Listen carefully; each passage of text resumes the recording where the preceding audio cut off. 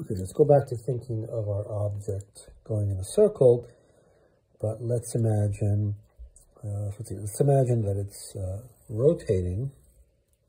So an object of mass m rotating, let's say at speed v naught on a circle of radius r naught, say. And then let's say that at some later time, it's rotating on a circle that has twice the radius. Okay, so it's 2r naught. And it's now moving with a speed which is, say, v naught over 2. It's going at half the speed. So let's consider whether there was a torque. Now, we don't see any forces acting on this object. We just see the way it's rotating. But let's ask the question of whether there was a torque acting about the center of these circles. Right? Because these are concentric circles. So was there a torque about the circle center, CC, torque CC? And we can't go directly through the magnitude expression for the torque because we don't have access to the forces acting on this object.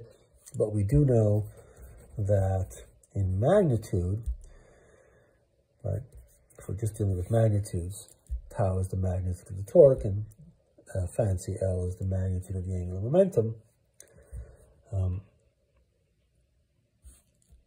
Torques change angular momentum. Maybe we just put vectors back in and be more general. So let's evaluate the angular momentum about the circle center and see whether or not there was a torque. So the angular momentum, right, is in magnitude momentum times distance times sine of an angle. So the momentum is m, initially it's m v naught, so L initial m v naught, times r, which is r naught. The distance is r naught here, so r naught. And the angle, right, here's the vector position. The angle is 90 degrees always. And so we have sine of 90 is 1. That's the initial angular momentum. And the final angular momentum when the object is rotating in this circle. Right, here it is. We see it's always 90 degrees. That's the r, that's the v. So we have 90 degrees there.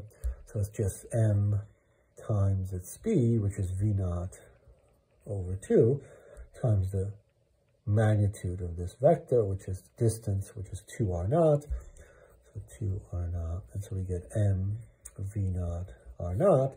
And so we see that L initial, the magnitude of the angular momentum, has not changed, and therefore we can say that the torque about the circle center, torque CC, is equal to 0. And of course, that's not the case about other points. So we could do this analysis about other points and see that the angular momentum has changed, and therefore conclude that the torque in such a case would not be 0, but about this point, the torque must be 0.